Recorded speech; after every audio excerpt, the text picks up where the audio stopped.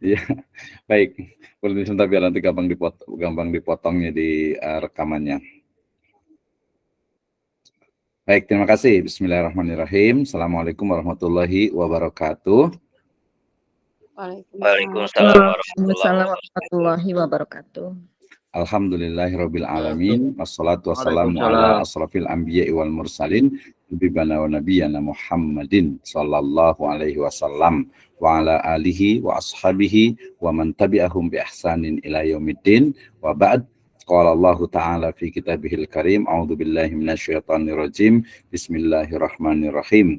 Wa idh qala Ibrahimu li abihi azara atattahidu asnaman alihah inni araka wa qaumaka fi dhalalim mubin wa kadzalika nuri Ibrahima malakutas samawati wal ard waliyakuna minal muqinin falamma janna 'alaiha al-lailu ra'a kawkaban qala hadha rabbi falamma afala qala la uhibbul afilin falamma ra'al qamara bazighan qala hadha rabbi falamma afala qala la illam yahdini rabbi la akunanna minal qaumid dhalin falamma ra'a syamsa bazighatan qala hadha rabbi hadha akbar falamma afalat qala ya qaumi inni bari'um mimma tusyrikun. Wa qala Rasulullah sallallahu alaihi wasallam fi riwayatin rawahul Bukhari wa Muslim, kullu mauludin yuladu alal fitrah. Wa qala aidan ala wa inna fil jasadil mudghah idza salahat salahat jasadu kullu aw salahal jasadu kullu wa idza fasadat fasadal jasadu kullu ala wahyal qalb. Amma ba'd fa inna astaqal hadithi kitabullah wa khairal huda huda Nabi sallallahu alaihi wasallam. Alhamdulillah, syukur kepada Allah Subhanahu wa taala yang telah memberikan kepada kita kenikmatan iman, Islam dan juga ihsan. Kemudian salawat dan salam sama-sama kita panjatkan kepada junjungan alam Habibana wa Nabiyana wa Sayyidana Muhammadin sallallahu alaihi wasallam, kepada seluruh ahlul baitnya, para sahabatnya serta orang-orang yang senantiasa mengikuti jejak sunnahnya ila yaumil qiyamah. Terima kasih untuk Ibu dan Bapak sekalian, teman-teman semuanya di program studi Magister Pendidikan Agama Islam. Ya, ini adalah pertemuan yang ketiga dalam mata kuliah filsafat umum dan juga ilmu. Ya, ini review ya, yang mungkin pernah mendapatkan slide ini ya, kurang lebihnya kita akan mendiskusikan terkait dengan bagaimana sebenarnya ilmu pengetahuan atau lebih tepatnya teori ilmu pengetahuan ya di dalam Islam. Ya, ini masuk ke dalam epistemologi Islam. Nah, saya awali dengan firman Allah Subhanahu wa taala dalam surat Al-An'am ayat ke-74 dan 78. Ini sebenarnya nanti ada di 79 juga ada ya. Ini adalah kisah tentang bagaimana Nabi Ibrahim alaihissalam ya, beliau mencari ya eksistensi keberadaan ontologi dari Sang Maha Kuasa gitu ya, melihat mulai dari bintang, kemudian melihat bulan, kemudian melihat matahari, ya ternyata semuanya adalah menghilang pada waktunya, artinya tidak terus-menerus ada gitu ya, sehingga kemudian ya dengan tentunya kekuatan rasionya dan tidak lupa juga tentu saja yang paling utama itu adalah wahyu dari Allah Subhanahu wa taala, maka kemudian Nabi Ibrahim alaihissalam menemukan adanya eksistensi keberadaan dari Sang Pencipta yaitu Allah Subhanahu wa taala. Jadi kisah epik ya Nabi Ibrahim dalam mencari Tuhan di sini itu adalah proses bagaimana untuk mencari sebuah puncak kebenaran. Dalam hal ini puncak kebenaran adalah mencari betul-betul eksistensi keberadaan dari adanya Sang Pencipta Allah Subhanahu wa taala. Ya, ini tentu saja ayatnya mungkin pendek gitu ya, tetapi dalam faktanya apabila kita kaji lebih mendalam tentu saja dia akan melalui proses yang cukup panjang. Tidak mungkin ya hanya dalam satu hari satu malam kemudian menemukan Allah Subhanahu wa taala gitu ya, merasakan kehadiran kemudian juga keberadaan dari Sang Pencipta. gitu ya. Nah, ini my interpretation ya, of course ya. Oke, kemudian yang kedua ini sebagai pemantik tadi ya tentang bagaimana kekuatan dari cara berpikir, rasio, logik gitu ya, itu mencari sebuah kebenaran yang tentu saja tadi ujungnya adalah wahyu dari Allah Subhanahu wa Ta'ala. Nah, terkait dengan wahyu ini juga menjadi topik yang menarik apabila kita bahas dalam ruang lingkup epistemologi ya, dalam arti epistemologi yang sifatnya entitas peradaban yaitu barat ataupun juga di timur ya. Kemudian kita juga diingatkan dengan firman Allah Subhanahu wa Ta'ala dan juga lisan Nabi SAW ya, hadis dari Nabi SAW ya, riwayat Bukhari dan Muslim, kullu mauludin yuladu alal fitrah ya, setiap manusia yang lahir itu atau setiap manusia yang dilahirkan atau setiap anak yang dilahirkan itu alal fitrah. Ma hiyal fitrah fi hadhihi riwayah ya, tentu saja banyak sekali interpretasinya ya, mulai dari al-fitrah itu adalah hanif, al-fitrah itu adalah Islam, atau mungkin ya tanpa dosa ya, berlaku lurus dan seterusnya ya. Ini menjadi juga satu hal yang juga bisa kita kembangkan menjadi sebuah teori bahwa kullu mauludin yuladu alal fitrah fa abuwahu yuhawidanihi au yunasironihi au yumajisanihi. Itu riwayat berikutnya atau lanjutan dari riwayatnya. Nah, ini juga kita bisa bahas sama-sama ya. Kemudian juga riwayat Nasi Bukhari dan Muslim juga, ala wa inna fi jasadil mudghah idza salahat salahal jasadu kullu wa idza fasadat fasadal jasadu kullu ala wahiyal qalb. Ini juga terkait dengan mudghah, kemudian juga jasad, kemudian juga al-qalb. Ma huwal qalb ya, qalb itu apa? Apakah jantung, apakah hati, atau mungkin jantung hati gitu ya. Karena yang benar itu sebenarnya qalb itu ya jantung, tapi kadang orang Indonesia menerjemahkannya atau menerjemahkannya dengan qalb itu dengan hati ya. Ya muqallibal qulub sabit qalbi ala dinik, wahai zat yang membolak-balikan hati, itu jadinya hati qalb itu ya. Jadi sebenarnya itu adalah jantung gitu ya. Jadi jantung hati lah gitu ya. Boleh juga seperti itu. Artinya ya qalb ya dalam bahasa Arab tentu saja. Nah, konteks ini sebenarnya juga bicara tentang qalb ya. Qalb itu atau qalbun ya. Qalbun itu sebenarnya seperti apa ya? Kaitannya dengan akal, kemudian juga kaitannya mungkin dengan qalb ya, di Indonesia berarti antara antara akal dengan hati. Nah, seperti apa sebenarnya kontribusi dari masing-masingnya? Atau mungkin kita susah membedakan antara akal dengan hati ya. Mungkin orang nyebutnya sekarang itu dengan hati nurani gitu ya. Oke ya. Nah, itu juga menjadi sebuah satu awal bagi kita untuk berdiskusi tentang bagaimana sebenarnya filsafat ilmu atau teori tentang ilmu pengetahuan di dalam Islam. Nah, fi hadhil lailah at-thayyibah insyaallah taala sana bahas ya ta'allaq bi awalan yakni ta'rif minal falsafah, wasani tarikhul falsafah, wasalis khosais al falsafah, wa haqiqatul falsafatu yakni falsafatul ilm fil Islam. And then we will study about the epistemology, ontology, axiology, and the first one or the last one is methodology. Ini akan kita bahas sama-sama. Saya yakin ini semuanya sudah paham tentang makna dari philo dengan sophia ya, artinya adalah cinta kebijaksanaan. Nah, kebijaksanaan itu yang seperti apa? Apakah harus bijaksana tanpa bijaksini, atau bijaksini dulu baru bijaksana gitu ya? Nah, cinta kebijaksanaan ya, nanti salah satu dari sinonimnya dalam Islamic civilization itu adalah al-hikmah. Wah, ini menjadi istilah yang sangat menarik kalau menurut saya. Saya sendiri sebenarnya lebih cenderung menggunakan istilah al-hikmah daripada filsafat sebenarnya, karena al-hikmah itu dia ya bahasa Arab, kemudian juga memiliki akar dan juga argumentasi yang kuat. Wa mayu tal hikmata faqad utiya khairan katsira ya. Siapa saja yang diberikan hikmah oleh Allah Subhanahu wa taala, maka dia akan mendapatkan kebaikan yang banyak.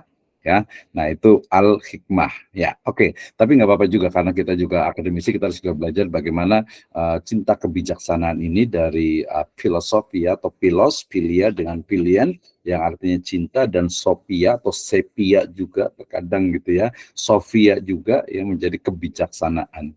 Artinya cinta kebijaksanaan, suka dengan sesuatu yang sifatnya itu membawa kepada bijaksana. Nah, tadi saya katakan ya, bijaksana itu tidak cukup, perlu bijaksini juga. Jadi bijaksini dan bijaksana juga. Nah, berarti ya ilmu pengetahuan ya secara terminologi berarti ilmu pengetahuan yang merupakan proses perenungan atau pemikiran ya untuk mencari hakikat kebenaran segala sesuatu. Ya, jadi seperti kemarin saya katakan bahwa orang yang berfilsafat itu dia sebenarnya berpikir tentang puncak dari sebuah kebenaran ya. Misalnya tadi al-haqqu mir rabbika fala takunanna minal mumtarin ya. Sebuah kebenaran itu adalah datang dari Allah Subhanahu wa taala. Tetapi untuk membuktikan itu ya perlu adanya tadi tadabbur ya, kemudian juga mungkin juga tafakur gitu ya terhadap kalam ya, qauliyahnya dan juga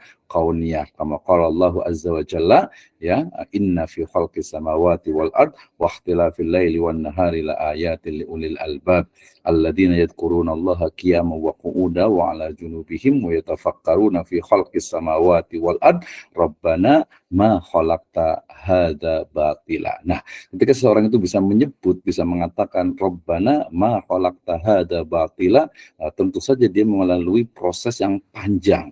Ya, jadi tidak asal istilahnya itu jelas ya tadi dari awal ayat itu jelas, jadi bukan hanya amantu billah sumastaqim gitu ya, tetapi dia melalui proses ya yang mengoptimalkan proses untuk mengoptimalkan potensi dia dari sisi rasio, logika, hati ya, untuk mencari kebenaran dari Allah Subhanahu wa taala. Konteks ayat ini tentu saja adalah tentang kauniyah, yaitu penciptaan malam dan siang ya, dan fenomena dari semesta itu. Rabbana ma khalaqta hadza batila. Nah, berarti ya kalau orang itu yang sebelum berfilsafat itu berarti adalah apa? Berpikir sedalam-dalamnya, bersifat kritis, bahkan cenderung sangat mendasar. Ya, mendasar. Kalau bahasa ininya jangan salah arti nih ya, jangan salah pendengaran dan juga jangan salah memahami radikal gitu ya. Radikal itu artinya berpikir secara mendasar. Kenapa? Karena pada aliran tertentu gitu ya, misalnya dalam filsafat ketuhanan misalnya, dia mencari eksistensi keberadaan. Ya, tentu saja ini adalah filsafat yang bukan this is from the other Islamic civilization ya. Kenapa? Karena salah satu dari khasais min falsafatil Islamiyah itu adalah bahwa Allah Subhanahu wa taala sebagai Tuhan sang pencipta itu sudah ditemukan. So this is different between Islamic philosophy and maybe Western philosophy ya. Nah, berarti itu ya. Jadi berpikir secara mendalam, kemudian bersifatnya cara berpikir itu kritis ya, kemudian juga universal, menyeluruh, kemudian juga dilakukan secara sistematis ya. Nah, secara sistematis ya. Jadi itu kalau yang general filosofi ya. Sedangkan kalau yang ilmunya berarti terkait dengan tadi teori ilmu pengetahuan. Nah, jadi kalau Cicero mengatakan bahwasanya the mother of all the art. Jadi the philosophy is the mother of all the art. Jadi induk dari segala segala sesuatu atau segala seni ya. Kadang ilmu itu juga disebut dengan seni, misalnya manajemen ya, itu juga disebut dengan seni ya, bagaimana seni mengelola atau mengolah ya dari misalnya manusia atau mungkin juga organisasi dan lain sebagainya. Jadi the mother of all the art, jadi induk dari semua seni gitu ya, atau dari sisi ilmu pengetahuan ya. Jadi kadang ya filsafat seni kadang juga dipahami sebagai arts vitae, artinya seni kehidupan, karena memang seperti itu ya. Artinya orang yang berfilsafat itu dia berpikir secara mendalam, kemudian juga tentang segala fenomena yang ada dalam dirinya, fi anfusikum afala tubsirun gitu ya, atau afala taqilun gitu ya, kemudian juga apa yang ada di luar dirinya.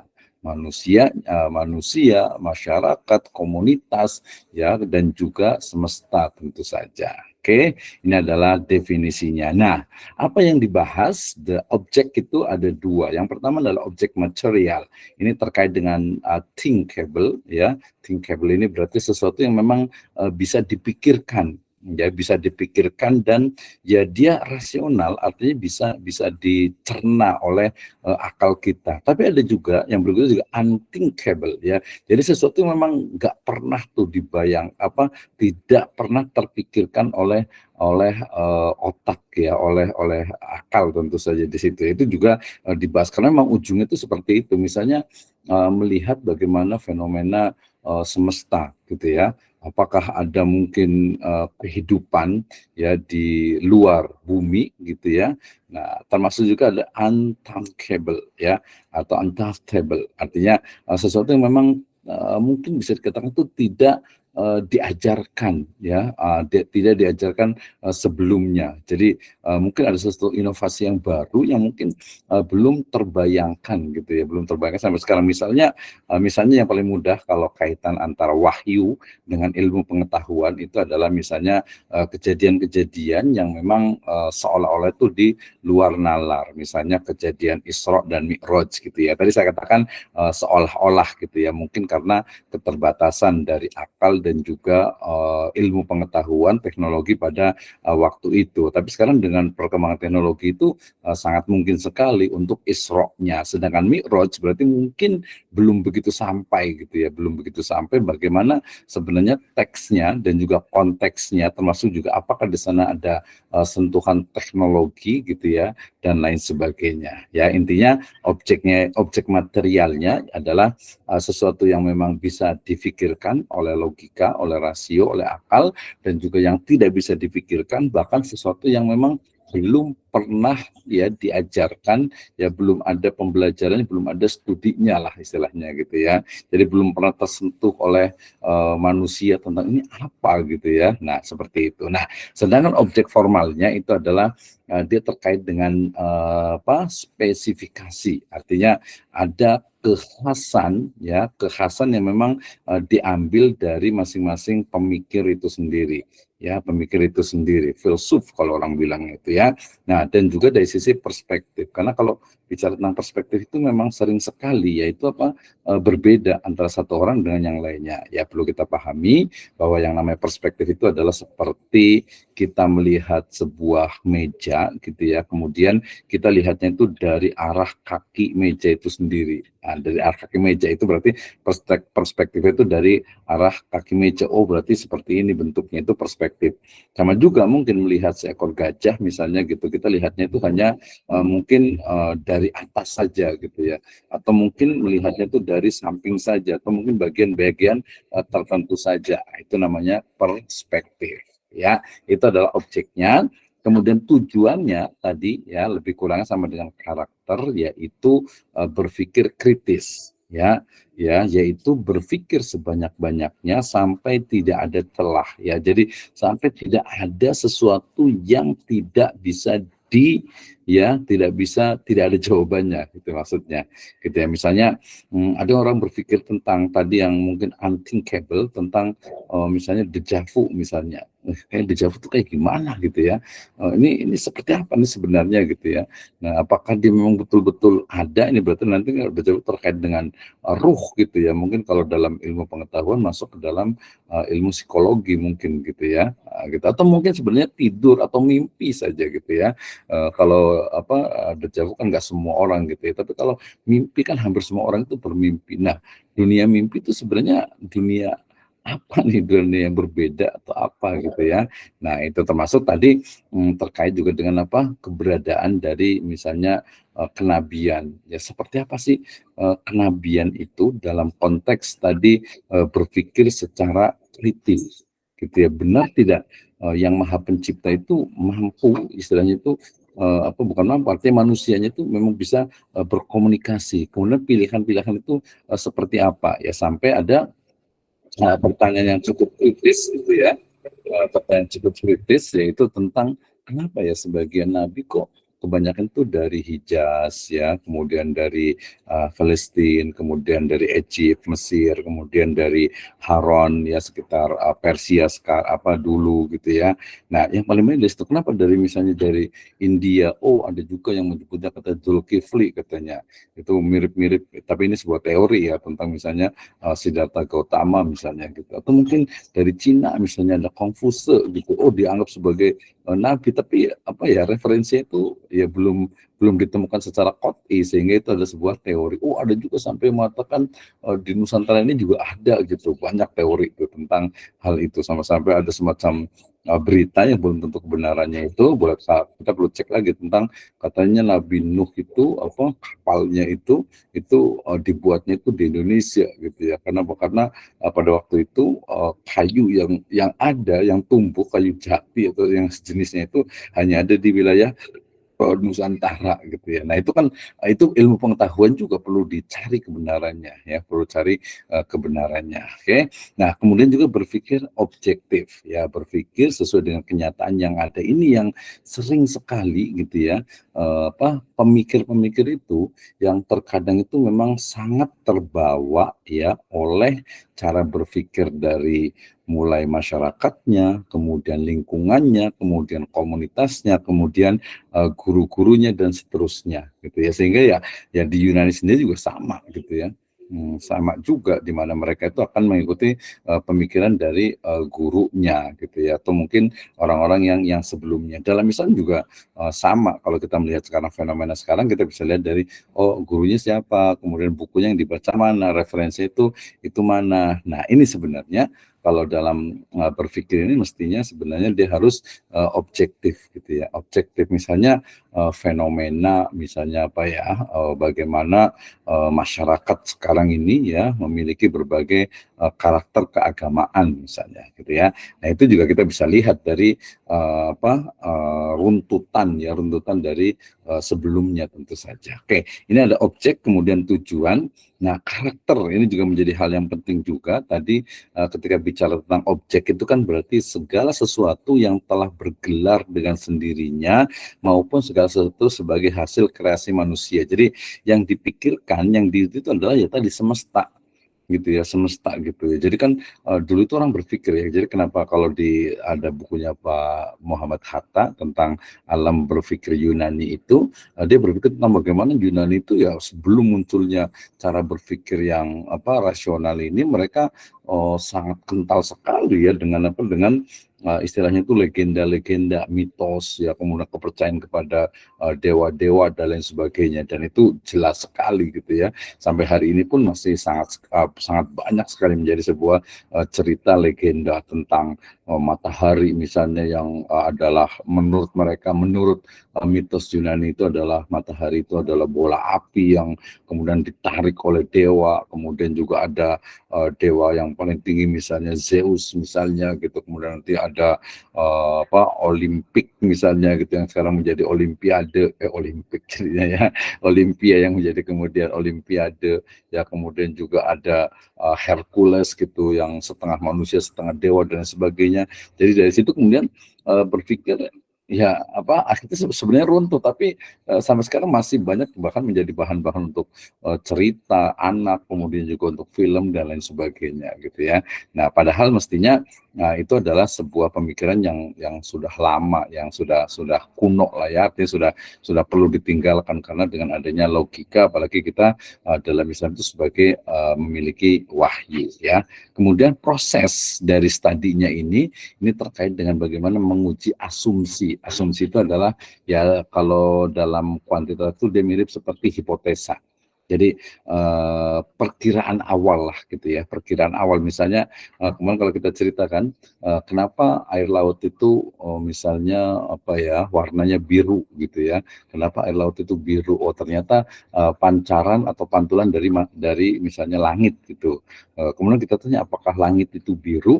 ya kelihatannya biru, tapi ketika kita terus ke arah langit, misalnya kita terbang menuju ke langit, ternyata warna biru itu hilang. Ya tadi yang di laut pun ketika kita ke tengah laut, kemudian kita ambil airnya, ternyata airnya juga bening ya, bukan biru. Nah di situ berarti dalam konteks filsafat ilmu itu adalah apa? Kebenaran yang sifatnya itu adalah berdasarkan panca indera.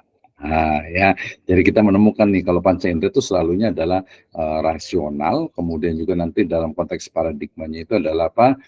Kuantitatif. Ya, nah jadi mulai dari asumsi, ya perkiraannya, ya jawaban sementaranya, gitu ya, kemudian juga tentang ketakjuban, ya, jadi sesuatu yang ini bumi itu, ya kalau menurut teori flat earth, gitu ya, itu kan bumi itu datar, gitu ya. Beberapa ayat juga menyebutkan seperti itu. Ya, walaupun ini juga perlu dikaji lebih mendalam tentu saja gitu ya. Jadi ketakjuban, kemudian asumsi, ketidakpuasan, kemudian hasrat bertanya, demikian juga keraguan-raguan ya. Nah, ini penting ini untuk seorang pemikir. Pernah nggak Anda berpikir tentang apa yang ada dalam diri kita, dalam lingkungan kita, komunitas kita, masyarakat kita, bahkan semesta raya? Nah, jadi mikirnya juga bukan mikir cuma ini doang gitu. Nah, tapi ada yang menarik nih ya Ibu dan Bapak sekalian. Kalau kita bicara tentang berpikir filsafat itu biasanya memang merujuk kepada teorinya Abraham Maslow itu ya memang ketika kebutuhan pokok itu sudah terpenuhi gitu ya, kebutuhan dasar itu sudah terpenuhi ya. Kalau dalam surat Al-Quraisy itu alladzi at'amahum min ju' wa amanahum min khauf gitu ya. Jadi kebutuhan dasar makan, minum, sandang, papan itu sudah terpenuhi, kemudian juga rasa aman itu juga sudah ada, baru orang itu bisa mengembangkan ilmu pengetahuannya dan juga bisa berpikir.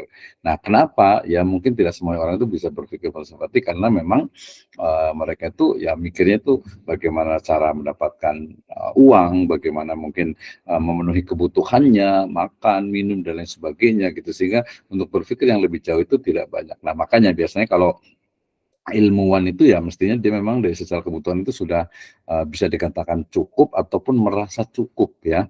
Para ulama kan juga seperti itu. Jadi ya bekerja, mencari uang, mencari kasab gitu, mencari nafkah, tapi setelah itu fokus kepada ilmu itu sendiri. Nah, bedanya seperti itu ya. Jadi ini memang ya sangat spesial gitu ya. Orang-orang yang memang kebutuhan dasar terpenuhi, kemudian dia tidak lagi terlalu terikat dengan istilahnya itu kebutuhan yang sifatnya dasar gitu ya. Kenapa? Ya ini penting gitu ya, penting. Kenapa? Karena untuk misalnya mereka lagi bagaimana memikir tentang misalnya eksistensi Tuhan gitu, sementara untuk makan memenuhi kebutuhan dasarnya aja kurang. Nah, seperti itu. Jadi ini juga ada teori yang mengatakan antara hubungan antara otot dengan otak gitu ya.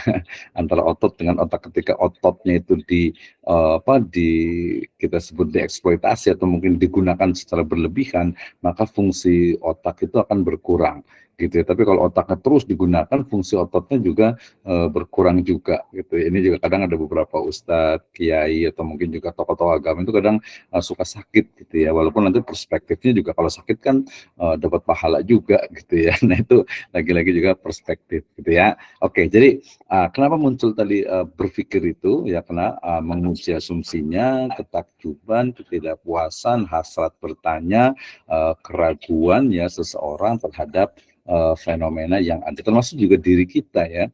Kenapa ya? Saya yakin semuanya pasti pernah muhasabah nafsiyah gitu ya, introspeksi diri. Kenapa saya seperti ini ya? Kenapa saya dilahirkan seperti ini? Kenapa saya mungkin dari keluarga begini? Kenapa saya lahirnya itu di zaman sekarang ini? Kenapa tidak lahir di zamannya Nabi Musa gitu ya? Atau mungkin zamannya Nabi Shallallahu Alaihi Wasallam gitu. Itu saya kesini tuh mau ngapain? Usianya sudah mungkin 40, sudah mungkin ada yang 50. Terus kalau sudah punya anak, sudah punya cucu, kemudian sudah tua mau ngapain, sudah mau meninggal mau ngapain. Ya, saya yakin semua pasti berpikir seperti itu gitu ya. Nah, kemudian tujuannya tadi sudah sebutkan juga, berpikir yang sedemikian rupa mengenai apa yang dipertanyakannya tiada lain adalah untuk memperoleh kebenaran, ya. Nah, kebenaran ini tadi seperti sebuah asumsi atau aksioma atau hipotesa atau bisa disebut dengan sebagai preposisi yang kemudian nanti ketika itu terus kebenaran itu terbuktikan, ya, itu menjadi sebuah teori. Teori itu dibuktikan lagi dengan metode ilmiah, alamiah, dan ilahiyah menjadi sebuah ilmu, ya. Misalnya kalau kita bicara tentang ilmu, ya, sekarang sebenarnya berkembang mungkin ilmu ekonomi syariah gitu ya, itu juga sebenarnya yang disebut dengan epistemologinya atau mungkin sandarannya itu juga perlu dikembangkan. Kemudian teman-teman yang ada di psikologi Islam misalnya, mereka juga sedang mengembangkan bagaimana sebenarnya ilmu psikologi yang Islami itu kayak gimana sebenarnya.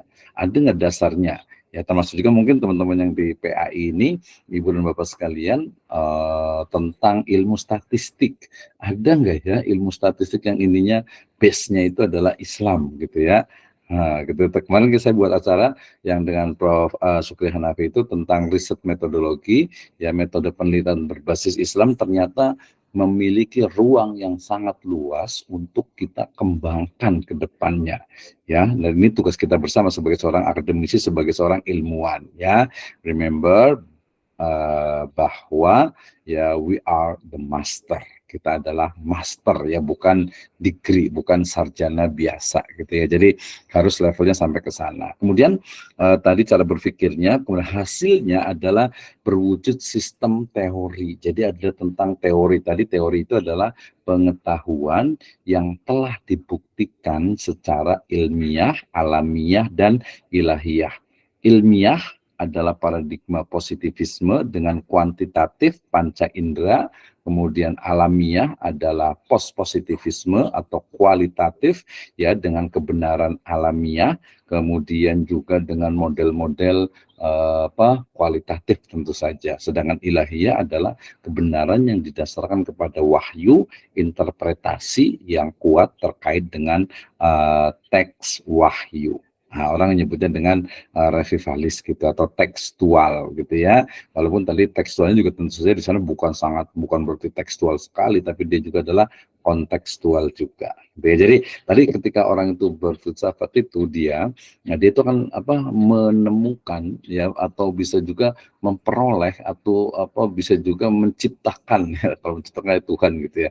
Jadi menghasilkan lah, ya, menghasilkan sistem teori, sistem pikiran, sistem konsep yang bersifat normatif, ya, kadang juga preskriptif dan juga individualistik unik. Nah, ketika ini terus dikembangkan menjadi sebuah teori dan menjadi sebuah kebenaran, maka itu bisa saja menjadi sebuah satu ilmu yang bisa diterima. Misalnya begini, dalam Islam, ya, kalau tadi misalnya saya merujuk kepada kullu mauludin yuladu ala fitrah gitu ya, bahwa manusia itu pada dasarnya dilahirkan semua manusia dalam keadaan fitrah, artinya Islam, ya. Ada nggak nih ketika misalnya orang, ya, yang mungkin dia tidak misalnya di mana, ya, di pedalaman manalah Papua atau Afrika gitu, yang tidak mengenal misalnya Islam gitu, kemudian tapi dia kemudian bisa mengenal ada Allah Subhanahu wa taala. Ya, nah di situ sebenarnya kita menemukan ini fungsi dari kenabian gitu ya. Ketika ternyata dia mengetahui adanya pencipta ya Allah Subhanahu wa taala, kita sebut dalam ilmu akidah itu adalah rububiyah, tetapi kemudian dia nggak tahu tuh bagaimana cara menyembah Allah Subhanahu wa taala. Ini kejadiannya sama dengan kejadian pada masa-masa sebelum diutusnya Nabi Shallallahu Alaihi Wasallam atau yang disebut dengan Asrul Fatrah atau masa-masa kevakuman wahyu, ya, di mana pada masa itu beberapa tokoh dari kalangan Quraisy itu mereka bersandar ke tembok di Ka'bah, kemudian mengatakan ketika melihat orang-orang Quraisy itu, mereka mengatakan bahwa bukan begini cara beribadah kepada Allah Subhanahu wa taala gitu ya, bukan begini, bukan mohon maaf misalnya tawaf dalam keadaan tidak memakai pakaian gitu kan, orang Quraisy itu kemudian menyembah berhala, patung-patung yang terbuat dari logam, dari batu, dari tanah, bahkan dari tepung gitu ya, mereka sembah, bukan seperti ini. menyembah Allah Subhanahu wa taala gitu ya. Nah, tapi saya juga nggak tahu bagaimana menyembah Allah Subhanahu wa taala. Nah, disitulah kemudian nanti urgensi dari filsafat kenabian, di mana nabi itu menjadi sebuah keniscayaan dan wahyu yang menghubungkan antara kalam ilahi kemudian dengan manusia, itu menjadi sebuah keniscayaan gitu. Jadi tidak bisa ditolak gitu, nggak bisa kemudian manusia itu langsung ya direct dalam artian itu mendapatkan langsung berbicara dengan Allah Subhanahu wa taala, kecuali illa marrahima rabbi, atau kecuali yang diizinkan oleh Allah Subhanahu wa taala, seperti Al-Kalim Nabi Musa alaihi salam, dan juga Nabi Muhammad sallallahu alaihi wasallam. Itu jelas sekali ya. Kemudian penyajiannya nih, kita kalang sedikit ya, penyajiannya itu adalah terkait dengan tematik, sistematis dalam bentuk naratif dan juga profetik ya. Jadi dia dalam bentuk apa, tesis, kemudian sintesis, kemudian bisa juga antitesis. Biasa antitesis dulu ya. Jadi tesis, kemudian antitesis, kemudian sintesis gitu ya. Nah misalnya begini ya, walaupun sudah baku sebenarnya, apakah matahari yang mengelilingi bumi atau bumi yang mengelilingi matahari gitu ya. Ya, itu kan satu masalah besar sebenarnya. Sampai sekarang sebenarnya juga mungkin karena tadi orang sibuk dengan apa, mencari nafkah gitu. Jadi yang begitu apa ya, hanya ilmuwan-ilmuwan tertentu saja yang mungkin mereka sudah terpenuhi kebutuhannya gitu ya. Jadi ya ternyata kalau kita nih ya, misalnya nih sama dengan orang-orang di sebelum Renaissance itu, ya kan kita tinggalnya di bumi gitu ya. Kita tinggalnya di bumi, dan secara panca indera itu ya memang matahari itu dari timur ke barat, kan jelas gitu, matanya kita ngelihat tuh, oh pagi-pagi matahari itu terbit di timur ya, kemudian nanti tenggelam di barat, udah jelas gitu kan ya. Tapi kemudian ketika kita keluar dari bumi gitu ya, keluar dari bumi, mungkin mungkin di ruang angkasa ya, ini perlu ilmu nih ya la tanfuduna illa bisultan gitu ya. Jadi ketika kita mungkin di ruang angkasa, kita, oh ternyata apa, bumi ini yang muter juga gitu ya. Kemudian tapi matahari juga muter, tapi dia muternya itu bukan berjalan apa, tajri fi mustaqarrilah, itu dia apa namanya, berrotasi ya, bukan berevolusi gitu misalnya. Nah, itu kan itu juga perlu dikembangkan. Nah, ini terutama terkait dengan apa, ilmu pengetahuan. Ya mungkin nggak terlalu jauh ke sana.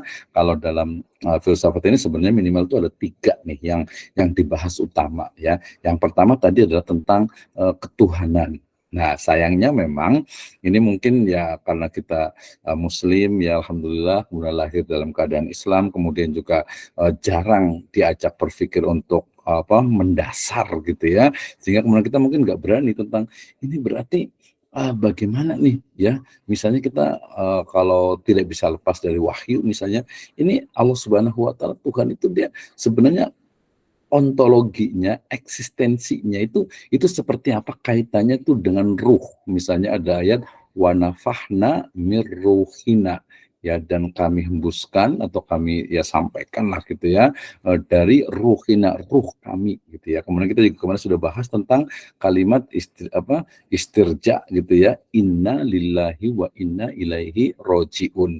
Ya kalau terjemahnya gampang aja ya, terjemahnya kan inna lillahi, sesungguhnya kami, sesungguhnya kita, lillahi milik Allah Subhanahu wa taala, wa inna, dan sesungguhnya kita itu ilaihi, kepadanya, rojiun. Nah, sebenarnya konteks ilaihi rojiun, kembali kepadanya itu apakah dia secara bahasa gitu ya, atau mungkin dia secara apa ya, majas gitu ya, majas. Jadi kembali kepadanya itu kemana? Oh, ke surga. Mungkin orang ya, kalau orang awam gitu mengatakan apa, innalillahi wa inna ilaihi rojiun ya, dan kepadanya kita kembali. Ya udah, kita kembali kepada Allah Subhanahu wa taala. Kembali kepada Allah Subhanahu wa taala berarti kembalinya kemana nih ya? Kalau ke neraka, naudzubillah gitu ya, berarti nggak kalau Subhanahu wa taala dong. Kembali ke apa, ke surga, misalkan di surga ya memang ya kita bisa melihat apa, Allah Subhanahu wa taala gitu ya. Nah, tapi kan di situ kepadanya. Jadi ilaihi rojiun itu seperti apa gitu ya. Belum lagi tadi mirrohina itu terkait dengan bagaimana, apakah Allah Subhanahu wa taala ini masuk ke dalam ilmu kalam ya. Ilmu kalam itu adalah ilmu yang muncul dari perdebatan tentang apakah Allah Subhanahu wa taala itu kalam berbicara gitu ya. Kalau berbicara itu apakah Al-Qur'an itu adalah kalam ya, atau mungkin dia terpisah makhluk gitu ya. Nah, dari situ kemudian meluas menjadi ilmu kalam gitu ya. Nah, ini juga beberapa istilahnya itu komunitas juga mengatakan ya ini nggak bagus, ini membuat keraguan-raguan. Sama juga sih sebenarnya filsafat juga dalam konteks tertentu juga mungkin orang itu ya bukan konsumsi awam gitu mungkin ya, tidak semuanya itu bisa dikonsumsi oleh masyarakat secara umum. Apalagi tadi saya sebutkan itu tiga karakter atau tiga topik utama filsafat itu. Yang pertama adalah tadi tentang ketuhanan ya, mulai dari eksistensinya, keberadaannya terutama ini ya. Jadi kalau kita bayangkan tadi, kita bersyukur kita muslim, kalau kita bayangkan orang yang tidak mengenal sama sekali gitu, kemudian dia tuh ingin tahu Allah Subhanahu wa taala sebagai Tuhan pencipta alam misalnya gitu kan. Nah, itu dia perlu adanya pemikiran. Kemudian yang kedua itu adalah terkait dengan wahyu, tentu saja kenabian. Ini juga menjadi hal yang penting dan sejak Renaissance ya, di entitas peradabannya Barat itu memang mereka itu menolak ya wahyu itu bukan sumber ilmu pengetahuan ya, sehingga ya kalau udah bilang wahyu agama ya, maka mereka kajiannya itu agama itu ya hanya sebagai ya sebagai budaya gitu ya. Agama itu sebagai sebuah fenomena keberagamaan gitu. Jadi ruhnya itu hampir tidak ada gitu ya. Nah, ini tentu saja menjadi hal yang menarik gitu ya. Dan yang ketiga tadi terkait juga dengan manusia itu sendiri. Jadi Tuhan, manusia, kemudian alam, itu yang menjadi memang kunci utama. Bicara tentang Tuhan berarti bicara tentang bagaimana, ini saya kadang sering berpikir juga nih ya, bagaimana manusia dari berbagai peradaban itu kemudian meyakini ya sesuatu itu sebagai Tuhan gitu misalnya, sebagai pencipta misalnya gitu ya. Nah, kalau kita itu biasa kuliahnya itu di religion studies biasanya itu ya. Jadi menurut mohon maaf, misalnya orang-orang yang non muslim, orang Yahudi, orang Nasrani gitu, orang mungkin orang Buddha, orang Hindu dan sebagainya, ya mereka memiliki perspektif yang ya tentu saja berdasarkan kepada keyakinan mereka gitu ya. Nah, ini menjadi hal yang juga dikaji gitu ya. Tapi kalau konteks ini sebenarnya yang Yunani filsafat mereka mencari, cuman bedanya ini ya. Bedanya itu mereka itu yang toolnya atau alat yang digunakan itu adalah rasional atau akal gitu ya. Nah, kalau yang tadi Plato misalnya dia lebih ke ide dan abstrak, itu metafisika itu agak-agak sulit diterima ya, makanya dia menjadi mungkin bisa disebut nenek moyangnya filsafatnya Timur, karena dia kesan metafisikanya itu sangat kuat. Sementara kalau yang Aristoteles gitu ya, Socrates itu lebih kepada rasional. Nah, rasional ini kemudian memunculkan tadi cara berpikir yang semuanya itu dengan rasio gitu, sehingga wahyu itu ya nggak rasional gitu. Nah, kalau kita bilang enggak Pak, agama itu ya rasional, iya itu rasional dalam istilahnya itu perspektif atau sudut pandang kita gitu ya. Kalau rasional menurut mereka ya enggak gitu. Apa rasional seperti apa? Seperti itu ya. Nah, ini menjadi sebuah itu. Jadi tadi intinya adalah bahwa dalam filsafat Barat ya, Barat sebagai entitas peradaban tadi itu bukan Barat Timur, Barat itu bukan menunjukkan istilahnya itu lokasi tempat gitu ya. Nah, itu adalah adalah mereka itu berpikir itu mencari Tuhan gitu ya. Sementara kalau dalam Islam ya, Tuhan itu Allah Subhanahu wa taala itu sudah ditemukan. So difference ya, beda ya. Jadi filsafatnya Barat dengan Islam itu berbeda. Nanti dengan Hindu, dengan Buddha, dengan Konghucu itu juga akan berbeda gitu ya. Nah, oke, berikutnya. Nah, sifat kebenarannya karena tadi dia berpikir menggunakan rasional. Nah, di sini sebenarnya kalau disiplin ilmu filsafat murni ya, Islam itu ya bukan filsafat murni menurut mereka, karena rasional plus wahyu. ini yang apa ya, debatable sekali nih, debatable sekali ya. Berarti bukan filsafat itu mah, itu cuman ya tambahan. Agama juga memang ada rasional, tentu saja beberapa bagian dari agama itu rasional, sementara ada bagian lainnya yang irasional tentu saja gitu ya. Nah, sifat kebenarannya itu adalah subjektif paralelistik, artinya dia berdasarkan kepada subjeknya, artinya orang yang mengeluarkan ide gagasan itu, dan juga paralelistik, dia pasti ada hubungannya dengan tentu saja pemikiran-pemikiran yang lainnya ya. Sehingga suatu sistem gagasan filsafat adalah benar bagi filsuf yang bersangkutan atau bagi para penganutnya. Ini ya apa ya? Ya memang seperti itu sih manusia gitu ya. Ada gurunya, kemudian ada pengikutnya. Kadang pengikutnya ini ada yang objektif, ada juga yang mungkin mengikuti betul-betul sami'na wa ta'na gitu ya. Nah, itu terjadi di hampir semua pengajaran dan juga pemikiran. Saya sering mikir sekali, terutama dari sisi keberagamaan. Kenapa ini begini, kenapa ini begitu, nah gitu ya. Nah, tapi kita ingat kemarin ya, setelah kita belajar filsafat ini, mestinya kita lebih bijak sini dan juga bijaksana, lebih wise kalau bahas itu. Ya lebih wise ya ketika melihat fenomena orang lain tuh begini, ini begini gitu ya. Nah, misalnya begini, dalam filsafat ilmu ya, dalam filsafat ilmu itu misalnya kalau kita mengikuti yang sekarang berkembang itu adalah itu tentu saja tadi adalah ya kita sebut saja Amerika gitu ya. Opposite-nya mana? Ya mungkin oposisinya mana? Ya mungkin kita sebut bisa India, tapi nggak terlalu kentara juga.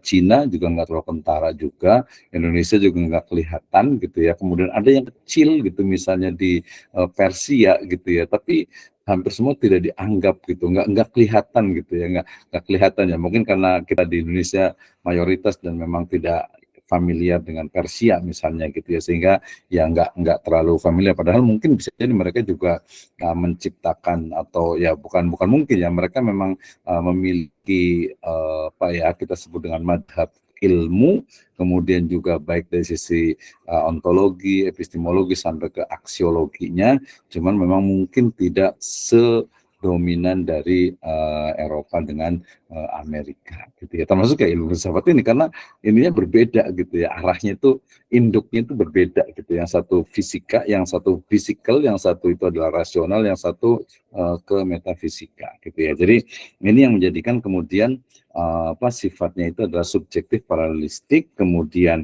sistem gagasan filsafat yang satu dengan sistem gagasan yang lainnya itu tidak dapat saling menjatuhkan mengenai kebenarannya. Ya seperti katakanlah tubtil istihadu bil istihad gitu ya.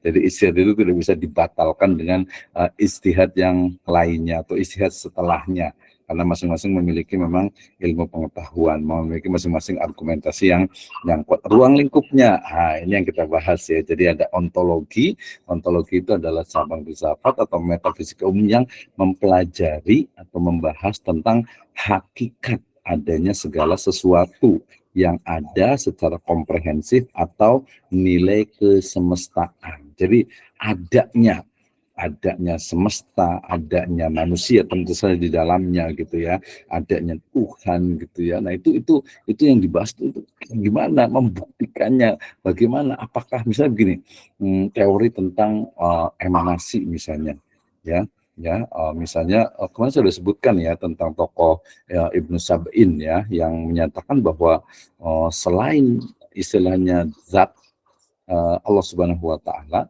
selain zat Tuhan itu semuanya itu adalah fata morgana gitu ya. Jadi termasuk kita juga fata morgana, kita itu adalah apa ya, pancaran. Kita tuh hanya pancaran. Jadi kalau kayak lampu itu lampunya itu di sana, di atas sana itu lampunya itu, nah cahaya itu kita sampai, jadi kita itu cuman cahayanya saja, jadi bukan hakikat aslinya gitu ya. Nah, seperti itu. Tapi ada juga yang lebih ekstrim lagi, yang mereka mengatakan bahwa istilahnya itu bukan cahaya ya, bukan cahaya. Semuanya itu yang ada di dunia ini ya satu, yaitu apa, Sang Pencipta gitu kan ya. Nah, ini tentu saja kajian yang mendalam, dan orang ya ngapain sih ngomongin gituan gitu ya. Nah, ini ada sebuah ilmu tentu saja gitu ya. Kemudian yang kedua adalah epistemologi, yaitu cabang ya yang mempelajari atau membahas tentang hakikat dari pengetahuan. ya. Nih, mulai dari sumber pengetahuan, kemudian cara memperoleh pengetahuan, kemudian kriteria kebenaran pengetahuan. Nah, ini nih ya, ini dari mulai yang sangat normatif sampai yang sangat teknis ya, yang normatif dan sangat ya, dan juga yang sangat teknis gitu ya. Nah, semuanya dibahas ya tentang misalnya sesuatu yang normatif itu tentang nilai biasanya itu ya, tentang nilai gitu ya. Nah, ini kan masing-masing itu berbeda. Apakah benar ya atau mungkin memang subjektif dari masing-masing komunitas misalnya gitu ya. Nah, itu menjadi hal yang penting. Kalau yang teknis itu biasanya terkait dengan ilmu pengetahuan yang sifatnya itu dia praktis ya, yang sifatnya itu praktis. Nah, ini menjadi pembahasan. Sedangkan yang berikutnya aksiologi. Ya. Aksiologi itu berarti yang ilmu yang mempelajari atau membahas tentang hakikat nilai. Ya, aksiologi terdiri dari etika. Ya, ini etika. Jadi baik buruk gitu ya. Kalau benar salah itu hukum. Ya, baik buruk sesuatu itu indah, sesuatu itu memang apa ya menarik gitu ya. Nah, itu adalah kajiannya tuh ya, kajian dari apa, dari ilmu aksiologi itu ya. Nah, kemudian yang berikutnya juga dari etika ini nanti juga muncul ya apa yang disebut dengan apa, estetika. Wah, jadi kalau ngomongin estetika itu mungkin biasanya terkait dengan mungkin apa ya, kayak fashion, kemudian juga mungkin tampilan gitu ya. Itu biasanya adalah estetika. Tapi sebenarnya bukan cuma itu, tapi sesuatu yang memang apa ya, orang itu secara umum itu indah, bagus gitu ya. Misalnya ketika kita melihat Menara Eiffel misalnya gitu ya, Menara Eiffel bagus nggak ya? Gitu. Kayak semua orang juga ngelihatnya nggak ada yang jelek gitu, nggak ada kayak ya itu bagus gitu secara general. Tadi kan salah satu karakter itu adalah apa? Adalah general gitu ya. General. Kemudian orang pakai hijab bagus nggak ya?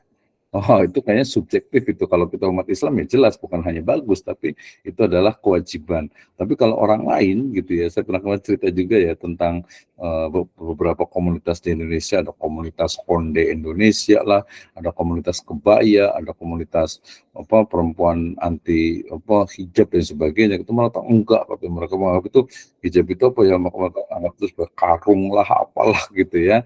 Nah, itu karena memang ya perspektifnya berbeda gitu ya, dasar ontologinya berbeda, epistemologinya berbeda, aksiologinya itu juga berbeda. Jadi menurut mereka estetika itu ya subjektif.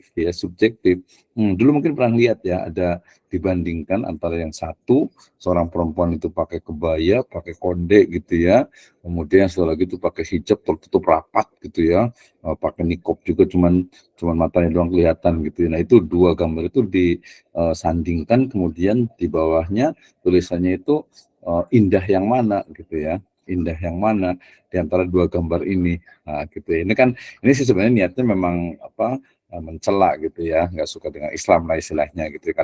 Karena bukan seperti itu sebenarnya. Kan dalam Islam itu ya dia pakai hijab juga masih bisa indah gitu ya, nggak mesti ya pakai niqab pun kan juga kan yang mau saja gitu, artinya nggak bukan sebuah kewajiban juga gitu kan ya. Jadi nggak bisa tuh membandingkan antara yang pakai niqab, yang pakai cadar dengan yang pakai kebaya gitu. Itu tidak adil kalau perspektif kita gitu ya, perspektif kita sebagai Muslim, dan kita juga harus yakin inna dina indallahil Islam. Oke, ontologi, epistemologi, aksiologi. Nah, ini kayaknya next ya, kita akan belajar tentang perennialisme ya, perennialisme. Ini kaitannya itu adalah tentang realisme atau kebenaran yang tampak dan dapat dilihat, dasarnya itu. Tujuannya mendidik anak menjadi pribadi yang rasional, intelektual, yang mengutamakan hal kognitif sehingga siswa menjadi pribadi yang kritis. Ya, kemudian pengetahuannya permanen, artinya pengetahuan selama hidup selalu dibutuhkan seperti kebutuhan membaca, menulis, dan berhitung. Peran gurunya nanti terkait dengan membantu peserta didik untuk berpikir rasional dan menguatkan logika. Nah, terkait dengan logika nanti kayaknya harusnya sih kayak saya kan di semester di S1 sudah pernah dapat ya tentang logika itu kayak gimana. Tapi lagi-lagi juga kritisnya kita itu adalah ini logika yang mana digunakan gitu ya. Kalau logika Yunani, logika Eropa, Amerika ya beda dengan logika Islam.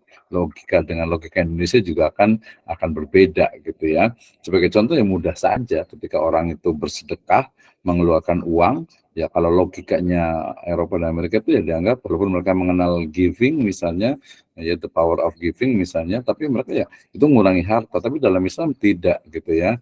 Bahkan dalam ayatnya itu menunjukkan bahwa itu semakin justru semakin akan menambah keberkahan, bahkan menambah jumlahnya itu seperti banyak di ayat. Nah, dalam budaya Indonesia juga sama gitu ya. Bahkan kalau kita lihat gitu ya, ini menjadi sebuah fenomena bahwa orang di Indonesia itu ya lebih senang mereka itu perayaan, kemudian kegiatan-kegiatan yang memang mengeluarkan uang, harta dan lain sebagainya. Tetapi mereka ada kepuasan karena menurut mereka itu ya itu yang membawa kepada makna hidupnya. Jadi aksiologi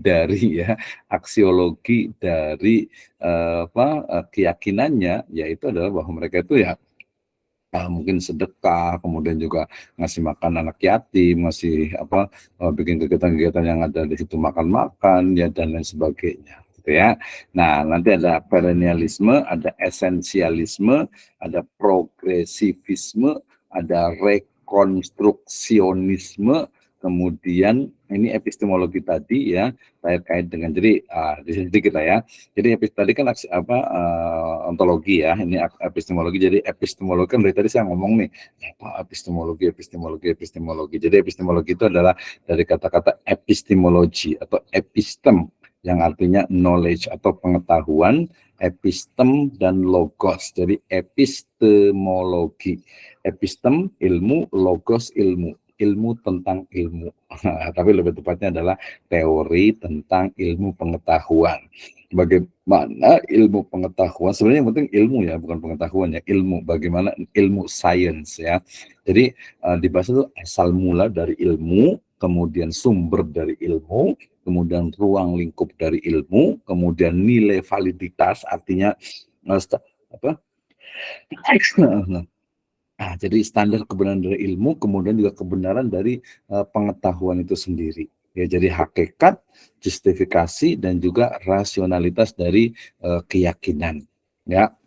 Nah, ini biasanya terkait dengan pengetahuan ya, jadi kebenaran, keyakinan, justifikasi. Ya, jadi dia berangkatnya itu dari masalah skeptisisme ya, keraguan, ketidakyakinan sehingga nanti memunculkan itu. Sumbernya tentu saya di sini adalah sumber dan ruang lingkup pengetahuan dan justifikasi atas kriteria bagi pengetahuan dan justifikasi. Artinya pembenaran lah, oh ini benar, oh ini salah gitu ya. Oh dalam Islam itu ya istilahnya itu membantu fakir miskin itu benar bagus gitu ya. Menolong bahkan orang yang jahat kepada kita, yaitu juga sebuah kebaikan gitu ya. Membangun tempat ibadah itu juga sebuah kebaikan, bahkan mungkin ya berjihad itu juga adalah kebaikan. Jadi artinya apa yang membuat kebenaran itu terjustifikasi, dapat dijustifikasi, apa artinya apabila mengatakan bahwa seseorang itu mengetahui sesuatu. Jadi kalau orang tahu itu seperti apa gitu ya. Bagaimana kita tahu bahwa kita itu tahu ya.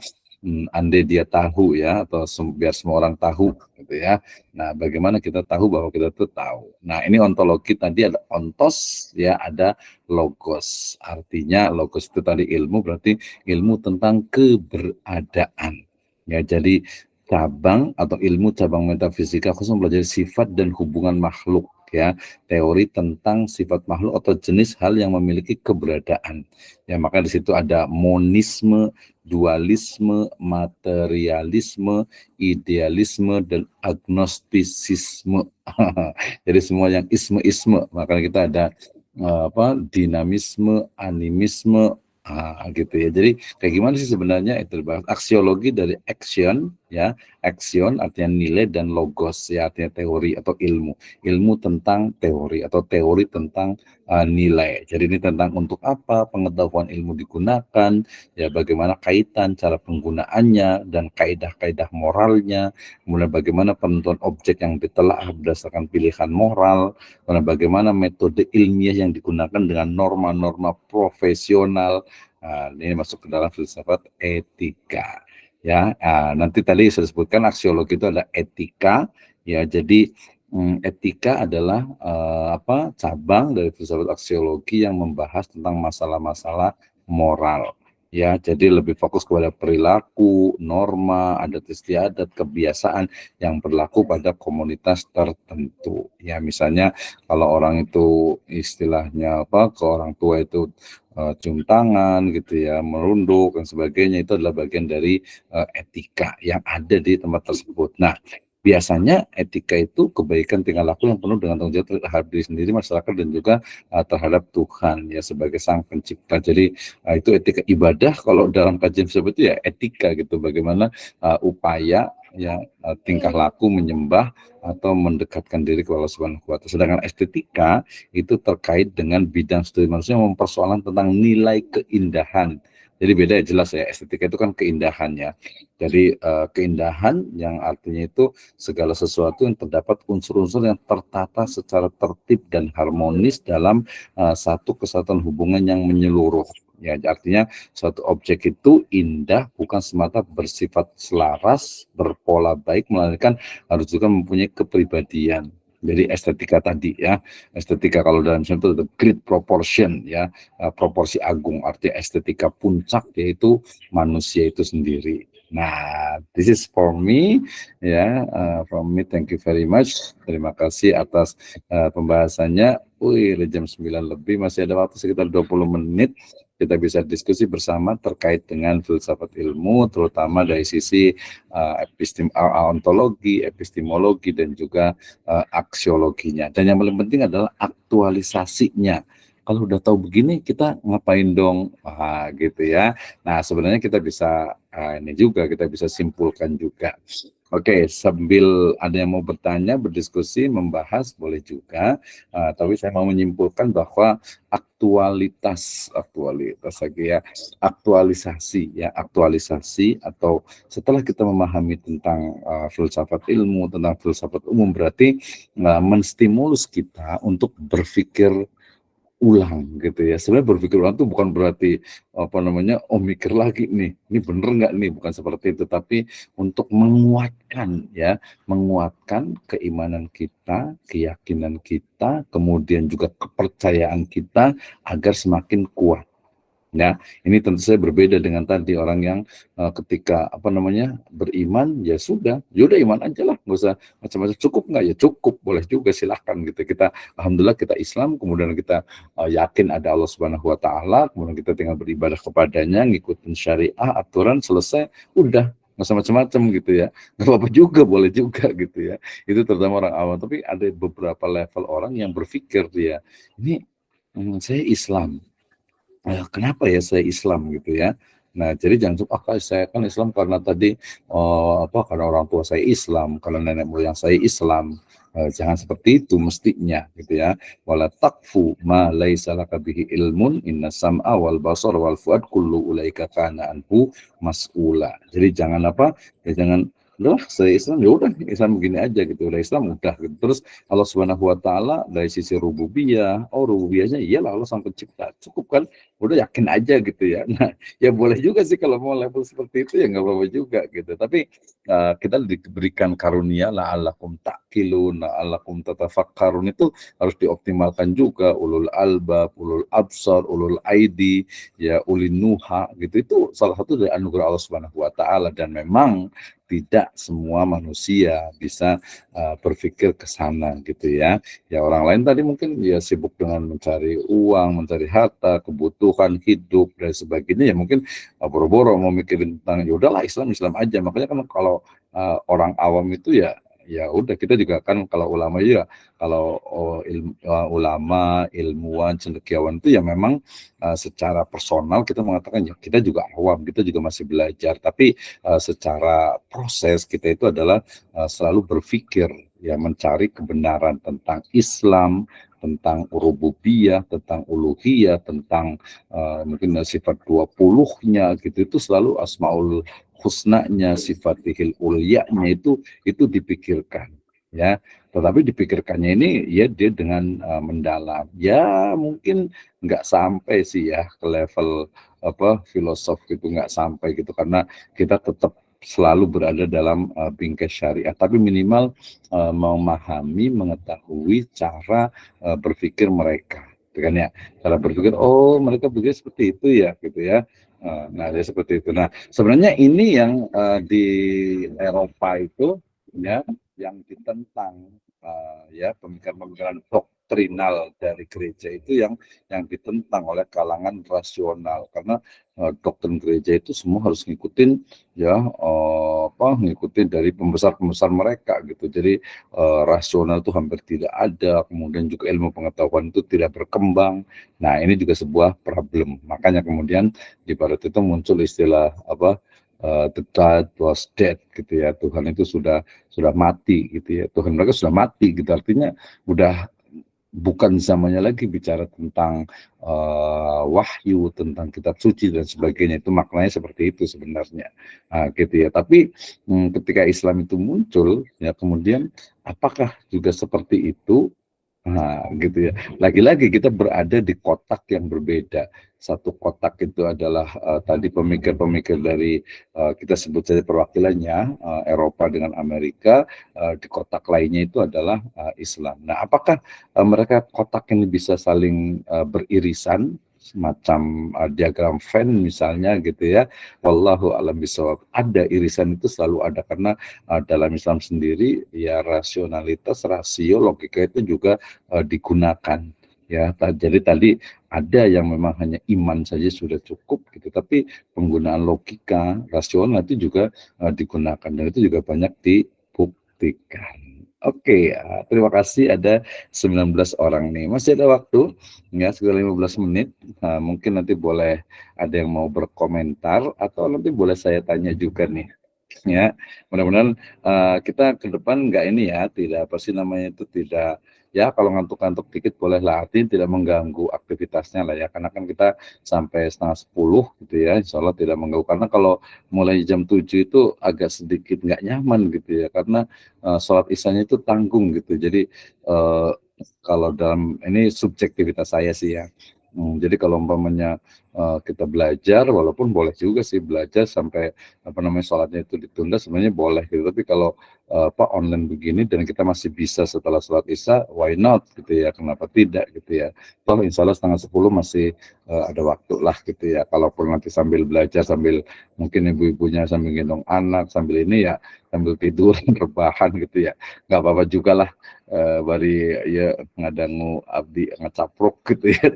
Kalau kata Pak Dr. Zaidal itu ngecapruk gitu ya. Tapi insya Allah ada manfaatnya. Jadi kita berpikir kemudian tentang eksistensi keberadaan kita ya, tentang semesta, kemudian juga tentang sang pencipta ya, sampai nanti ujungnya kepada tentu saja yang diharapkan adalah hakul yakin ya, kebenaran yang sampai kepada hak ya, keyakinan yang hak karena berdasarkan argumentasi ya, baik argumentasi logis, sistematis, empiris, ilmiah, alamiah, dan juga ilahiyah ya. Jadi memang kalau filsafat dia sifatnya adalah sangat teoritis. Nah, terakhir kalau kita kaitkan dengan filsafat pendidikan agama Islam, maka berbicara tentang regenerasi ataupun proses pewarisan nilai-nilai Islam kepada anak didik kita, gitu ya.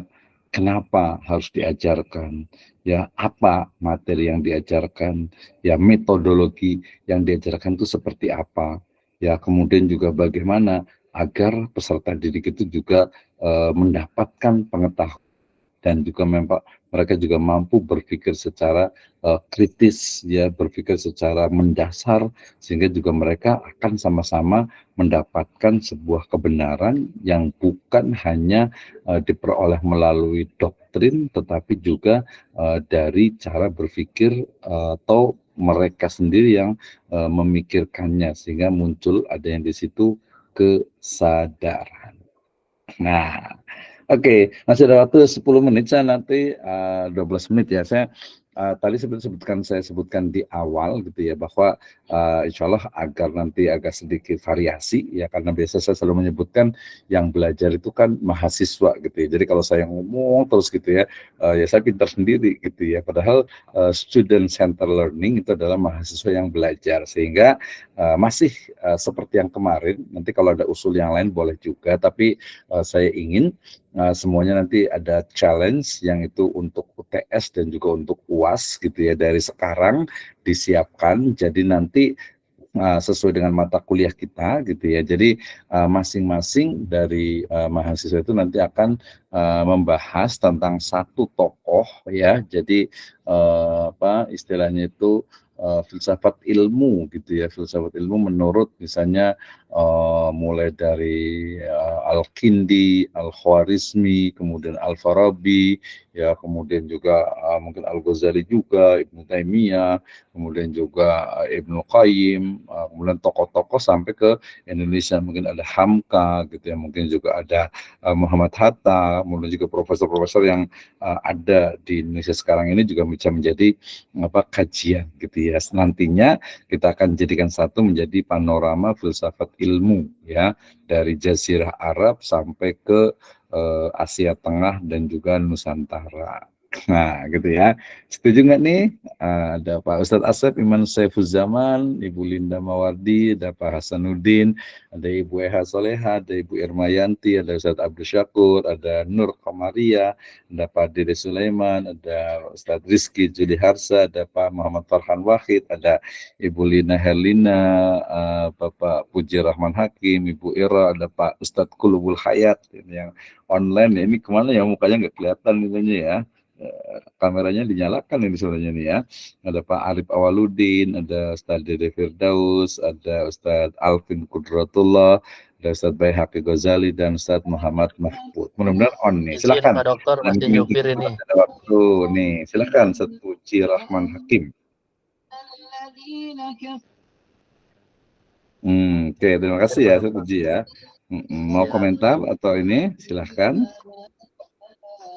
Ini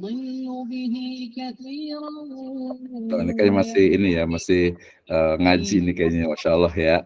Nah, nanti jadi level kita itu kalau anak-anak berarti dia literasi, belajar membaca belajar membaca Al-Quran dengan berbagai metodenya, kemudian sudah bisa baca Al-Quran, baru nanti hafalan, tahfidz gitu ya. Setelah tahfidz, mereka hafal Al-Quran. What's next? Apa setelahnya? Oh, mungkin nanti membaca terjemahnya, tahu terjemahannya, tahu artinya. Udah selesai tahu artinya, tahu terjemahannya, nanti baru membaca mungkin tafsirnya, baik tafsir yang klasik ataupun yang kontemporer. Ya, kontemporer mungkin termasuk juga ada kaitan dengan tafsir bil ilmi, sains gitu ya, atau mungkin suka metafisika, mungkin ada tafsir bil isyarah misalnya gitu ya. Nah, kemudian dari situ dikembangkan juga tadi pendekatan rasional juga, pendekatan juga ilahiyah juga, sehingga nanti dia akan sampai kepada sebuah puncak kebenaran, puncak keyakinan. Saya rasa ulama-ulama Islam pada masa lalu memang urutannya itu seperti itu ya, sehingga kalau sekarang kemudian merebak tadi misalnya rumah Quran, hafid Al-Quran itu sangat luar biasa gitu ya. Tapi yang penting berikutnya itu adalah apa setelah itu gitu ya. Setelah mereka sudah hafal Al-Quran, apalagi nih yang dilakukan untuk mengembangkan, untuk mewariskan peradaban Islam ya, baik secara akidah, secara ibadah, ataupun secara muamalah. Secara spesifik yaitu mengajarkan, mewariskan peradaban Islam ya, untuk kehidupan mereka di masa yang akan datang, yang berbeda tentu saja dengan kehidupan kita saat ini. Alhamdulillah nih, ini kan sebagian besar adalah generasi 70, 80, 90 gitu ya. Tapi udah generasi 2000 itu berbeda. Bagaimana pengajarannya? Nah, ini saya yakin perlu adanya inovasi-inovasi dalam kurikulum, dalam pembelajaran gitu ya. Terutama terkait dengan anak-anak yang generasi mungkin Z, generasi alpha sampai ke generasi beta mungkin gitu ya. Nah, itu seperti apa tugas kita bersama? Salah satunya adalah memang memahami dari basic filosofi dari pendidikan agama Islam itu sendiri. Nanti ada unsur-unsur ya nilai-nilai filosofi dari pendidikan agama Islam yang juga kita bisa gali dari penggalian itu, dari pendiskusi itu kita kembangkan dan nanti muncul akan di situ adanya inovasi. Gitu ya. Baik. Silakan ada yang mau berkomentar terkait dengan tadi materi kita. Yang kedua terkait juga dengan challenge yang akan kita lakukan. Silakan Ustaz Abdul Syakur nih, biasanya beliau terakhir nih closing remark nih. Silakan Ustaz Abdul Syakur komentarnya dan juga mungkin masukan-masukannya. Terima kasih Pak dosen. Assalamualaikum warahmatullahi wabarakatuh. Ya, saya mungkin Waalaikumsalam cuma warahmatullahi wabarakatuh. Silakan. sedikit komentar aja terkait dengan penggunaan beberapa istilah yang terkadang agak rancu dalam penggunaan kita sehari-hari gitu ya. Misalnya kata ilmu yang kita pakai itu kan sumbernya dari bahasa Arab gitu ya. Kemudian dalam bahasa Inggris kata ilmu itu padanannya adalah knowledge ya, bukan science. Bukan science itu bagian dari knowledge gitu ya kalau dalam bahasa Inggris itu gitu. Nah kemudian kita menggunakan kata ilmu itu dalam pengertian science. Jadi apa ya? Jadi kadang agak rancu juga penggunaan dalam sehari-hari. Kemudian kata kolb ya, kata kolb itu kan dalam bahasa Inggrisnya itu heart itu terjemahkannya itu ya. Sementara heart dalam bahasa Indonesia itu jantung. Kemudian tetapi kita terjemahkan dengan hati yang itu sementara dalam bahasa Inggris itu kan liver hati itu ya, hati itu. Liver ya.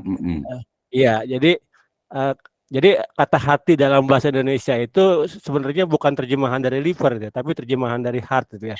Nah, terkadang ini kadang kita karena memang sudah terbiasa berpikir dalam logika bahasa Indonesia gitu. Yang kita maksudkan itu adalah knowledge, tapi karena kita gunakan istilahnya ilmu dalam pengertian sains itu, nah itu kadang-kadang agak ini juga. Ya mungkin dengan judul filsafat ilmu, kata ilmu yang di sini dipakai oleh Pak dosen mungkin maksudnya adalah ilmu dalam bahasa Arab gitu, yang mencakup knowledge dan sains gitu ya.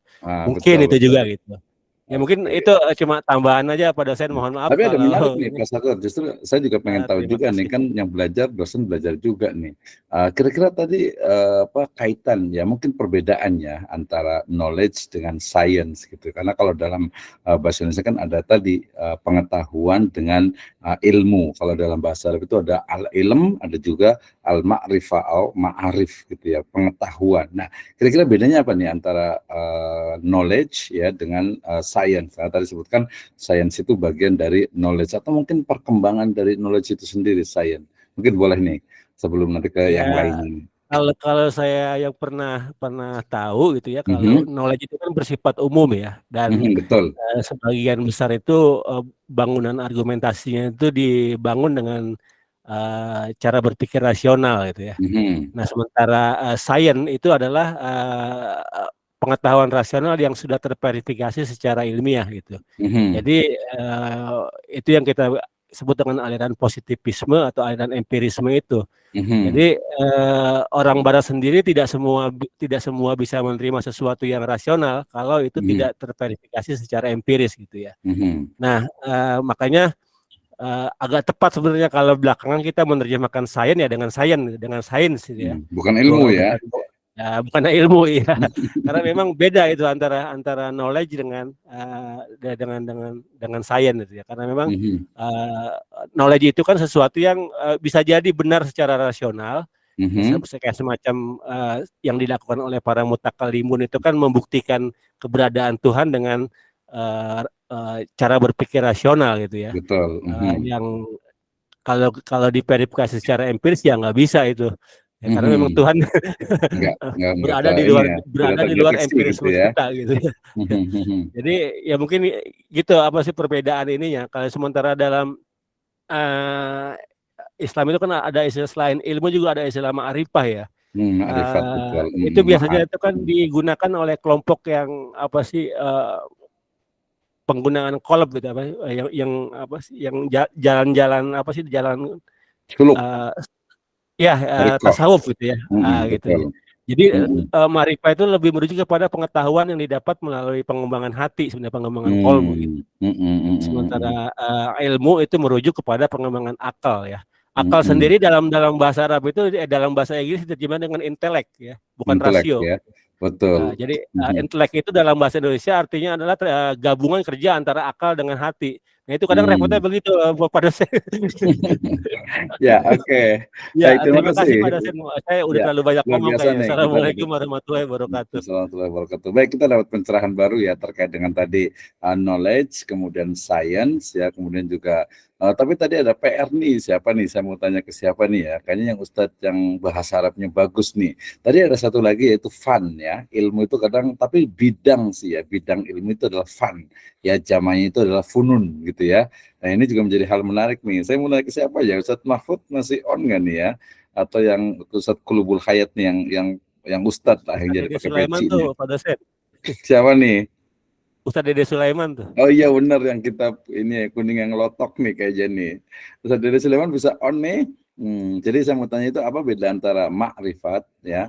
Betul sih tadi memang apa ya kesannya itu makrifat itu adalah makrifatullah gitu ya dengan suluk ya dengan ini tariqah gitu ya. Nah tapi sebenarnya kalau secara bahasa sebenarnya tidak juga gitu ya. Tapi memang tadi digunakannya beberapanya gitu. Nah siapa nih Ustadz Arif Awaludin, Ustadz Dede Sulaiman? Ya, jadi agar kita juga tadi memahami memang ilmu. Kalau pengetahuan sebenarnya ini juga tadi kalau menurut saya juga agak sedikit penggunaan tergantung pengutul. Misalnya pengetahuannya. Kalau secara bahasa Indonesia itu betul bahwa pengetahuan itu adalah ya informasi yang didapatkan ya dan kemudian kebenarannya itu disangsikan, tapi belum tentu kebenarannya itu adalah pengetahuan atau mungkin yang sudah dibuktikan tetapi tidak secara komprehensif gitu ya. Sementara ilmu itu adalah pengetahuan yang telah terverifikasi. Nah, tapi lagi-lagi itu juga verifikasinya tadi arahnya itu adalah rasional ataupun juga tadi menggunakan kebenaran yang sifatnya itu ilmiah ya. Nah, seperti itu. Jadi memang konteks dari pembicaraan dan mungkin lebih kepada makna yang digunakan oleh subjeknya itu sendiri. Ya, jadi kalau saya bicara tentang misalnya tentang tadi ilmu ya kalau saya menjawab tadi knowledge itu ya pengetahuan gitu ya walaupun di sana ya ada ya mirip-mirip ilmu juga tapi kemudian science itu adalah ilmu walaupun tadi science itu adalah memang ilmu yang terverifikasi berdasarkan misalnya tadi paradigmanya adalah rasional atau mungkin dengan kebenaran yang sifatnya rasional sehingga ya agama itu berbeda dengan sains ya. Ketika ilmu agama kemudian diterjemahkan sains agama, ya nggak bisa juga gitu ya, beda gitu ya. Jadi berbeda, jadi ukurannya ini penting nih ya. Jadi Ibu dan Bapak sekalian, jadi bisa memahami tentang ilmu, tentang pengetahuan, tentang knowledge, tentang sains, tentang makrifat, tentang funun, fun gitu ya. Kemudian juga tentang ilmu itu sendiri. Jadi kadang tadi saya menyebutnya dengan 3 istilah, mudah-mudahan Ibu dan Bapak sekalian juga paham. Ada yang ilmiah, ilmiah itu berarti adalah kebenaran yang didasarkan kepada rasional statistik lah saya nyebutnya gitu ya. Ya rasional lah, karena dulu juga rasional juga. Jadi ilmiah itu adalah kebenaran yang sifatnya diverifikasi atau ya kebenaran yang didasarkan kepada rasional. Nah, kalau ada kajian ilmiah, pengajian ilmiah, itu beda lagi gitu ya. Jadi konteks ilmiahnya itu juga berbeda pada masing-masing subjek ya. Ketika ada orang misalnya majelis taklim mengadakan pengajian atau kajian ilmiah. Nah, ilmiahnya mereka tuh ya mungkin berbeda dengan ilmiah, misalnya metode cara berpikir ilmiah. Saya banyak baca sekali buku-buku tentang metode penelitian yang selalu di bab-bab awal itu adalah berbicara tentang berpikir ilmiah, metode ilmiah. Nah, ilmiah itu apa gitu ya. Jadi masing-masing itu kalau dalam Islam mungkin yang namanya ilmiah itu bisa ilmu atau pengetahuan ya yang merujuk kepada ilmu Al-Qur'an dan Sunnah misalnya gitu ya, itu adalah ilmiah. Tapi kalau umpamanya ilmiahnya di Eropa dengan Amerika, yang mengatakan ilmiah itu adalah yang rasional, kemudian bisa dinalar dicerna oleh panca indera. Udah berbeda tuh ya ilmiahnya gitu ya. Kemudian alamiah ya, alamiah itu berarti terkait dengan kebenaran yang didasarkan kepada fenomena objektivitas dan juga makna subjektif dari objek. Wah, susah nih ya. Makna subjektif dari objek. Ya, itu adalah alamiah. Nah, ilahiyah tadi berarti jelas. Jadi ilahiyah itu adalah kebenaran yang didasarkan kepada agama. Ya, misalnya hari kiamat itu akan terjadi ketika matahari itu terbit dari barat. Kan kita yakin tuh ya, tapi secara sains, pengetahuan yang rasional mungkin nggak benar tidak ya. Kalau kita ada baca-baca beberapa berita ya, tulisan dan sebagainya, ya mungkin yang kita baca itu mereka membenarkan gitu, tapi mungkin yang tidak membenarkan biasa memang tidak dikutip gitu ya, tidak dikutip. Wah, ini juga problematik juga gitu ya. Kemudian juga misalnya tentang semesta, sampai kemarin itu ada temuan, walaupun ini juga perlu dicek lagi gitu ya, tentang teori tentang trompet raksasa katanya gitu ya. Jadi alam raya ini mirip seperti trompet gitu ya, yang trompet itu nanti akan ditiup oleh siapa tuh, Israfil ya, Israfil. Ini kan ya, apakah yang gaib itu bisa dirasionalkan gitu ya, kebenaran ilahiyah itu bisa dibuktikan secara rasional? Wallahu a'lam bishawab. Sebagian mungkin bisa, sebagian mungkin belum tentu bisa. Seperti kisah tentang seseorang yang meninggal kemudian dikubur. Ketika penguburan selesai ternyata tanahnya itu sengketa, kemudian yang punya tanah itu minta agar dibongkar kembali. Ketika dibongkar ternyata mayatnya itu penuh dengan darah seperti disiksa gitu ya. Nah, kemudian apakah itu adalah sebuah kebenaran siksa kubur gitu ya? Berarti kuburannya alam kubur di situ dong. Nah, itu mungkin kembali kepada kita ya. Kembali kepada kita, walaupun ya mungkin secara umum kita mengatakan bahwa alam kubur ya bukan di situ gitu kan. Alam kubur itu bukan di kuburan gitu kan. Jadi ketika ada case seperti itu, ya itu sebenarnya ya salah satu bukti saja bahwa Allah ingin menunjukkan bahwa memang ada siksa kubur gitu ya. Tapi alam kubur sendiri secara teks wahyu ya bukan di situ, bukan di kuburan. Nah, gitu menarik ya. Seperti kemarin kita juga bicara tentang konteks keadilan, kan?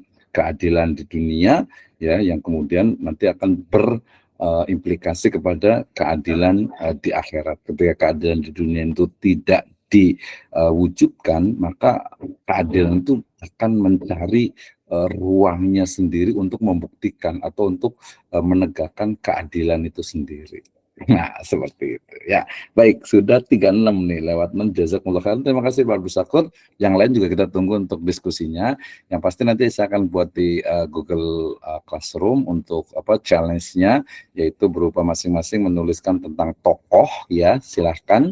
Kemudian nanti pemikirannya terutama terkait dengan mata kuliah kita ini, sehingga nantinya akan menjadi sebuah book chapter ya, nanti tentang panorama filsafat ilmu atau panorama tentang bagaimana pemikiran-pemikiran tokoh itu ya, atau bisa tokoh atau bisa juga objek tertentu menjadi hal yang menarik tentu saja ya. Dengan konsepnya mungkin kita ya kayak makalah dulu aja lah ya, makalah dalam bentuk kayak book chapter saja 5 sampai 10 halaman. Nanti itu untuk UTS, kemudian ada perbaikan lagi untuk UAS-nya ya. Mudah-mudahan ini bisa terwujud dan menjadi amal baik kita. Minimal ya pernah membuat, nanti akan presentasi, dalam artian itu menunjukkan tulisannya dan juga pembahasannya, baru nanti kita akan perbaiki. Jadi dari sekarang ya, boleh di grup WA, boleh di Google Classroom, nanti saya akan tuliskan nama-namanya, tentu saja adalah ulama-ulama Islam, tokoh-tokoh Islam yang memiliki pemikiran-pemikiran brilian mendasar terkait dengan manusia, tentang alam semesta, dan juga hakikat dari Allah Subhanahu wa Ta'ala.